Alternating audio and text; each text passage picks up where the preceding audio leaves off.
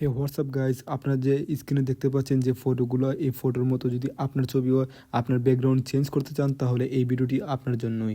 আপনি সহজ মাধ্যমে এবং অনেক এআইয়ের মাধ্যমে আপনি ফটোর ব্যাকগ্রাউন্ড চেঞ্জ করে নিতে পারবেন, কেউ বুঝতেও পারবে না। আর এরকম ফটো এডিটিং করার জন্য আপনাকে পুরো ভিডিওটি দেখতে হবে এবং এবং না টেনে এই পুরো ভিডিওটি দেখতে থাকুন। আপনি যদি এরকম একটি ফটো এডিটিং করতে চান তাহলে আপনাকে অবশ্যই হাইপিক নামের একটি অ্যাপ্লিকেশন লাগবে। সেই অ্যাপ্লিকেশনটি আপনি আপনার গুগল প্লে স্টোরে গিয়ে সার্চ দিলে আপনি পেয়ে যাবেন। তো আপনি হাইপিক অ্যাপ্লিকেশনটি ওপেন করবেন। ওপেন করার পর আপনি যে ফটোটি এডিট করবেন সেই ফটোটিকে আপনাকে এখান থেকে নিয়ে আসতে হবে। আপনারা তো দেখতেই পেলেন এই ফটোটি আমি কিভাবে নিয়ে আসলাম।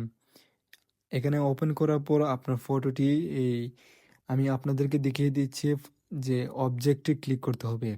অবজেক্টে ক্লিক করার পর ক্রপ অপশন পেয়ে যাবেন। এই যে কর্নারে দেখতে পাচ্ছেন ক্রপ অপশন, ক্রপে যাবেন। যাওয়ার পর আপনার দেখতে পাচ্ছেন যে আমার ছবিতে বাড়তি অনেকগুলো অংশ রয়েছে, সেই অংশগুলোকে আমি ক্রপ করে নিব।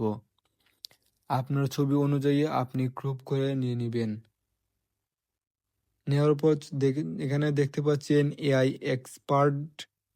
এক্সপার্টে ক্লিক করবেন।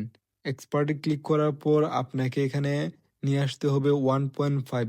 আপনার বিভিন্ন ধরনের ফটো অনুযায়ী বিভিন্ন সাইজ হতে পারে, তো আপনার সাইজ অনুযায়ী বসিয়ে দিবেন ফটোটাকে। তারপর চলে আসতে হবে ডিসক্রাইব। এই ডিসক্রাইবটি আমি যে ডিসক্রাইবটি পেস্ট করব সেই লেখাগুলো আপনি আমার এই ভিডিও ডেসক্রিপশনে অথবা কমেন্ট বক্সে পিন করা পেয়ে যাবেন। সেখান থেকে আপনি কপি করে নিয়ে নেবেন।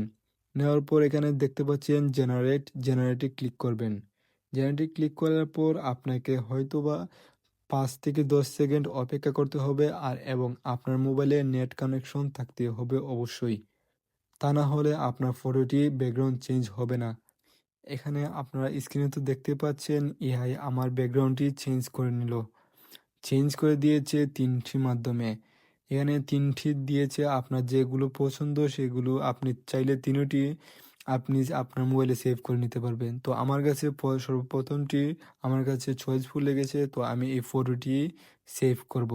সেভ করার জন্য এখানে কর্নার দেখতে পাচ্ছেন অ্যাপ্লাই অপশন, অ্যাপ্লাই ক্লিক করবেন।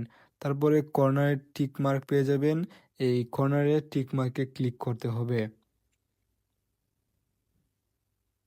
টিক মার্কে ক্লিক করার পর আপনাকে আপনার এই ফটোটি গ্যালারিতে নিয়ে আসতে হবে। এই গ্যালারি নিয়ে আসার জন্য আপনাকে কর্নারে দেখতে পারবেন যে এই এক্সপোর্টে ক্লিক করবেন। এক্সপোর্টে ক্লিক করার পর আপনার ফটোটি সেভ হয়ে যাবে। তো বন্ধুরা, এই ভিডিওটি আপনার জন্য কেমন লেগেছে আপনি কমেন্ট বক্সে লিখে দেবেন এবং আপনি যদি আপনার ফটো দিয়ে ভিডিও এডিট করাতে চান তাহলে আপনি আমাকে কমেন্ট করবেন এবং লাইক করবেন। তো বন্ধুরা, ভালো থাকবেন এবং আমার চ্যানেলটিকে সাবস্ক্রাইব করে দিবেন।